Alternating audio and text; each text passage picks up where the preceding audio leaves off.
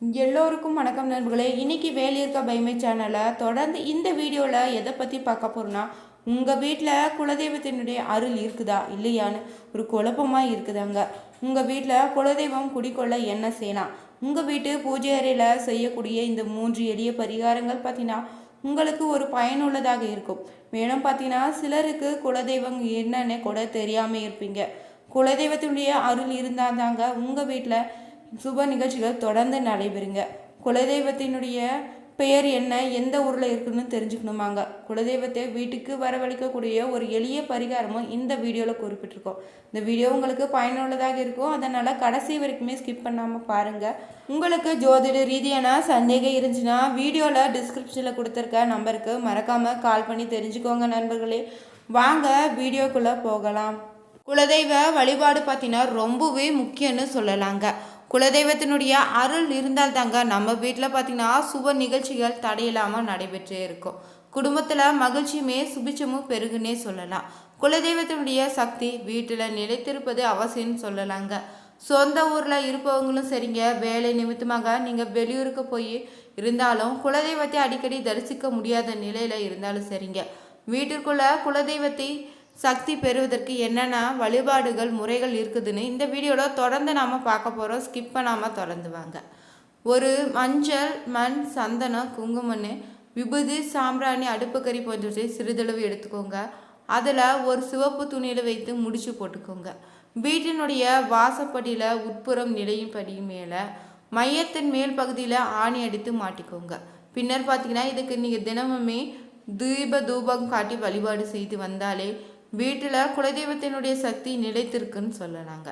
ஒரு கலச சொம்பில் பார்த்தீங்கன்னா சிறிதளவு வெட்டி வேர்னு, பச்சை கற்பூரம், ஏலக்காய் போட்டுக்கோங்க.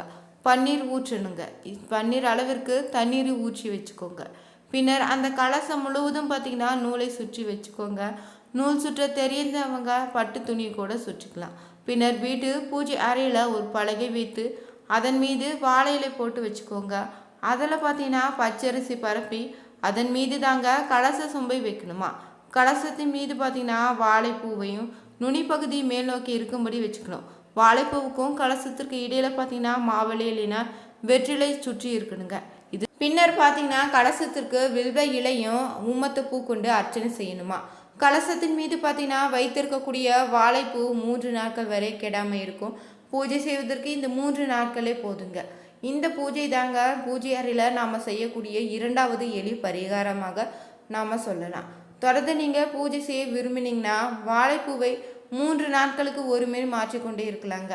பூஜை முடிந்ததும் பார்த்தீங்கன்னா பச்சரிசியை சமையல் செய்தும் வாழைப்பூவை வடை செய்து அக்கம் பக்கத்து வீட்டில் இருப்பவங்களுக்கு கொடுத்துடலாங்க. கலசத்திற்கு உள்ளவற்றை வீட்டை சுற்றி தெளிச்சுக்கோங்க. குளிக்கும் நீரில் கூட விட்டு நீராடிக்கோங்க. அதோடு பார்த்தீங்கன்னா ஓம் பவாய நம, ஓம் சர்வாய நம, ஓம் ருத்ராய நம, ஓம் வசுபதேவாய நம, ஓம் உக்ராய நமன்னு 108 முறை காலை மாலைன்னு வேலைகளை பாராயணம் செய்வது குலதெய்வத்தினுடைய அருள் உங்கள் வீட்டில் நிலைத்திருக்க ஒரு எளிய வழிபாடாக நாம் சொல்லலாம்.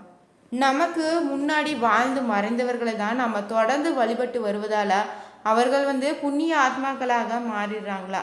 அப்படி புண்ணிய ஆத்மாக்களாக மாறி நம்முடைய குலத்தை காக்கக்கூடிய தெய்வத்தை தான் நம்ம குலதெய்வமாக வணங்கி வரோங்க. அப்படிப்பட்ட குலதெய்வத்தை வருடத்திற்கு நீங்கள் ஒரு முறையாவது சென்று வழிபடணும். குலதெய்வம் தெரிந்தவங்க வழிபடலாம், தெரியாதவங்க என்ன செய்யலாம் என்பதை தான் இந்த வீடியோவில் தொடர்ந்து நம்ம பார்க்குறோம். குலதெய்வம் பார்த்திங்கன்னா நாம் தெரிந்து கொண்டு நமக்கு பின்னால் வரக்கூடிய தலைமுறைக்கு எடுத்து செல்லணும்.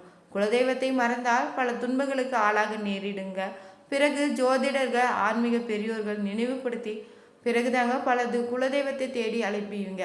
அப்படி நீங்கள் குலதெய்வம் தெரியாதவங்க என்ன செய்தால் குலதெய்வத்தை தெரிந்து கொள்ளலாம் என்பதை இந்த வீடியோவில் தொடர்ந்து பார்க்க போகிறோம். ஸ்கிப் பண்ணாமல் தொடர்ந்து வாங்க. நாம் பார்த்தோம்னா எத்தனையோ சக்தி வாய்ந்த தெய்வங்களை வழிபட்டு வரோம். பூஜைகள் யாகங்கள் செய்து வழிபட்டாலுமே, எத்தனை கோவிலுக்கு போய் வழிபட்டாலும் தெய்வத்தினுடைய அருள் நமக்கு கிடைக்கணும்னு ஆசைப்பட்டீங்கன்னா முதல்ல நீங்கள் குலதெய்வத்தின் அருள் நமக்கு இருப்புதான்னு நம்ம தெரிஞ்சுக்கணுங்க. இஷ்ட தெய்வங்கள் எத்தனை இருந்தாலுமே முதல்ல பார்த்தீங்கன்னா நம்ம குலதெய்வத்தை தான் வணங்கிட்டு தான் செல்லணுமா. பிற தெய்வங்களை வழிபடணும்னு சொல்லி நீங்கள் கேள்விப்பட்டிருப்பீங்களா. குலதெய்வத்தினுடைய அருள் இல்லைனாவே நம்முடைய கஷ்டம் தீர வேண்டும்னு கோவில் கோவிலாக நம்ம அடைந்தாலும் நாம் செய்யக்கூடிய செயல்களில் எந்த தடை கொண்டே தான் இருக்குமாங்க.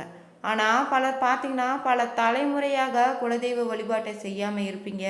குலதெய்வம் யார் என்பது கூட தெரியாமல் கூட இருப்பீங்க.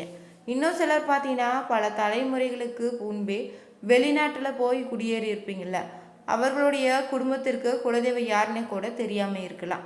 குலதெய்வம் தெரியாதவங்க நீங்கள் குலதெய்வம் எங்கே இருக்குதுன்னு தெரிந்து கொள்ள நினச்சிங்கன்னா குலதெய்வ இல்லைன்னா குலதெய்வ கோவில் கொண்டுள்ள இடத்தை கண்டுபிடிக்க சில எளிய வழிபாடுகள் இருக்குதுங்க. அத்தி மரத்தில் இருந்து பார்த்தீங்கன்னா ஒரு கை அளவிற்கு கனமான கிளை ஒன்றை உடைத்து கையில் எடுத்துக்கோங்க. அதில் வாயநமசி என்ற சிவப்பு நிற பேனாவால் எழுதிக்கோங்க.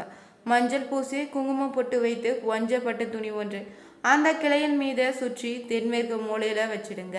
கிழக்கு நோக்கி அமர்ந்து கொண்டு தினமும் ருத்ராட்ச மாலையால் வயநமசி என 1008 முறை வீதம் 48 நாட்கள் தொடர்ந்து நீங்கள் ஜபம் செய்து கொண்டு வந்தாலே, இப்படி செய்து வந்தாலே போதுங்க, குலதெய்வம் நம்முடைய கனவுல தோன்றி யார் என்பதை இங்கே இருக்கக்கூடிய இடத்தையும் தெரிவிக்கணும் சொல்லப்படுது.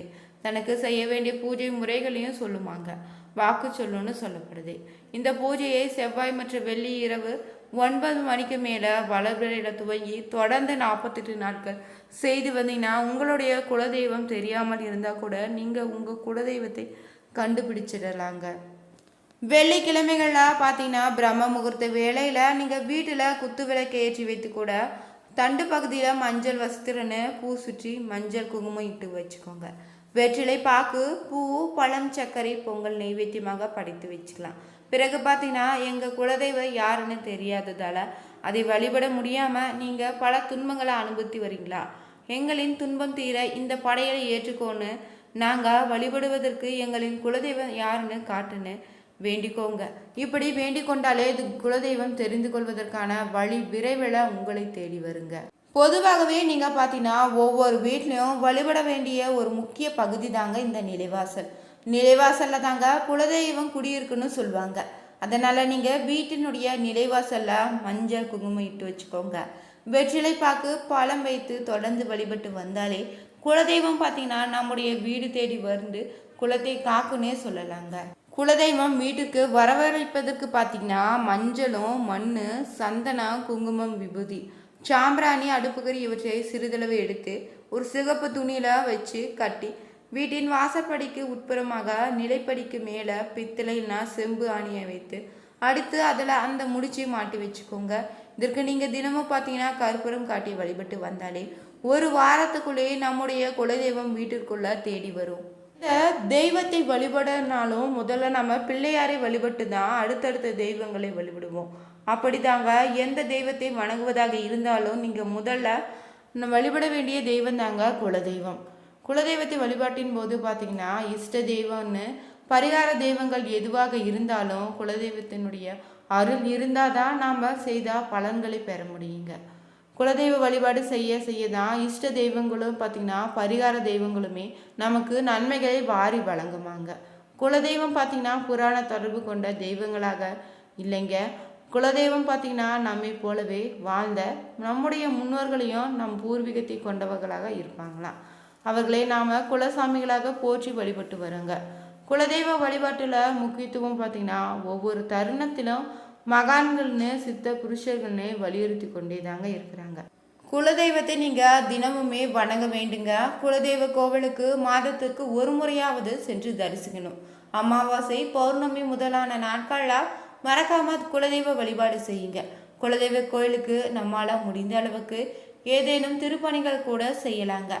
கோயிலை தூய்மைப்படுத்துதல்னே தண்ணீர் டேங்க் அமைத்து கொடுத்தல்னே சன்னதிகளை புதுப்பிக்க உதவுதல்னே மரக்கன்று நடுதல் ஸ்தல விருட்சங்களை அமைத்து தருதல் போன்ற விஷயங்களை செய்வதன் மூலம் நமக்கு நற்பலன்கள் ஏற்படுங்க. குலதெய்வ கோவிலுக்கு போகும்போது எண்ணெய் திரின்னு முதலியவற்றை கூட வாங்கி கொடுக்கலாம். திருவிழா உற்சவத்தின் போது பார்த்திங்கன்னா சுவாமி திருவிதி உலா வருவதற்கான வசதியாக உரிய வாகனங்களை கூட வாங்கி கொடுக்கலாங்க. நம்ம வீட்டில் எந்த விசேஷம் நடந்தாலும் முதல்ல நீங்கள் குலதெய்வத்திடம் சொல்லி வழிபடுவதை வழக்கமாக வச்சுக்கோங்க. குலதெய்வத்துக்கு நேர்த்திக்கடன் செலுத்துவதை முறையாக செலுத்திவாங்க.